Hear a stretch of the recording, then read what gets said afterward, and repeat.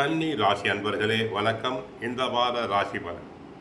கன்னி ராசி அன்பர்களுக்கு 6ஆம் இடத்தில் ராகு, 7இல் சனி செவ்வாய், அஷ்டமத்தில் சூரியன் புதன், 9இல் சுக்கிரன், 10ஆம் இடத்தில் குரு, விரை ராசியில் கேது இருக்கிறார். ராசிக்கு 6இல் ராகு, 9இல் சுக்கிரன். நீங்கள் சற்று நிதானத்தோடு இருந்தால் எதையும் சமாளிக்கக்கூடிய திறமை பிறக்கும். ஆனால் ராசிக்கு 7இல் சனி செவ்வாய் இருப்பதால் அடிக்கடி கணவன் மனைவி இடையே சண்டை சச்சரவுகள் வரலாம். கணவருக்கோ அல்லது மனைவிக்கோ உடல் நல குறைபாடுகள் உண்டாகலாம். இரவு நேர பயணங்களை தவிர்த்தல் வேண்டும். பயணங்களின் போது பொருட்களின் மீது கவனமாக இருத்தல் வேண்டும். தேவையில்லாத தூர பயணங்களை தவிர்த்தல் வேண்டும்.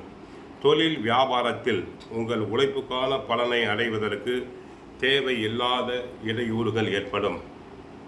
தொழிலில் தங்களுடைய நேரடி கண்காணிப்பு தேவை. தொழில் தொடர்பான கணக்கு வழக்குகளை தாங்கள் நன்றாக பராமரித்தல் வேண்டும். உங்களுடைய உத்தியோகம் செல்கின்றவர்களுக்கு உங்களுடைய வேலையில் மட்டும் கவனம் செலுத்துங்கள். பிறர் வேலையில் தாங்கள் தலையிடுதல் கூடாது.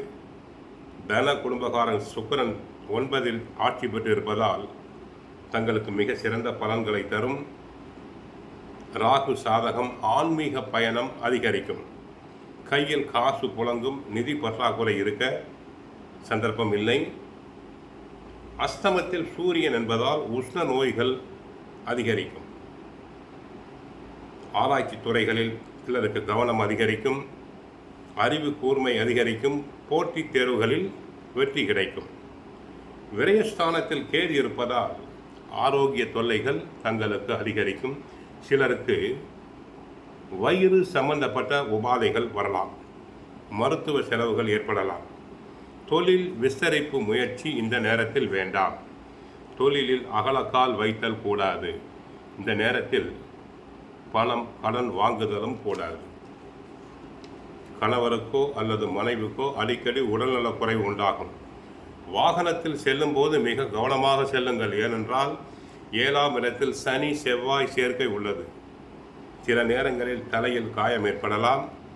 கட்டாயமாக ஹெல்மெட் அணிந்துதான் தாங்கள் செல்ல வேண்டும். ஆக கன்னி ராசி அன்பர்களுக்கு 8ஆம் இடத்தில் உள்ள புதன் சாதகம், 9இல் உள்ள சுக்கிர பகவானும் சாதகம், 6ஆம் இடத்தில் இருக்கக்கூடிய ராகு பகவானும் சாதகம். எப்படிப்பட்ட பிரச்சனைகள் வந்தாலும் சாதுரியத்தினால் தாங்கள் அனைத்தையும் சமாளிப்பீர்கள். தினமும் பெருமாள் கோயிலுக்கு சென்று வணங்குங்கள். பகவத்கீதை படியுங்கள். நன்மைகள் கிடைக்கும். வாழ்க வளமுடன். ஹரே கிருஷ்ணா, ஹரே கிருஷ்ணா.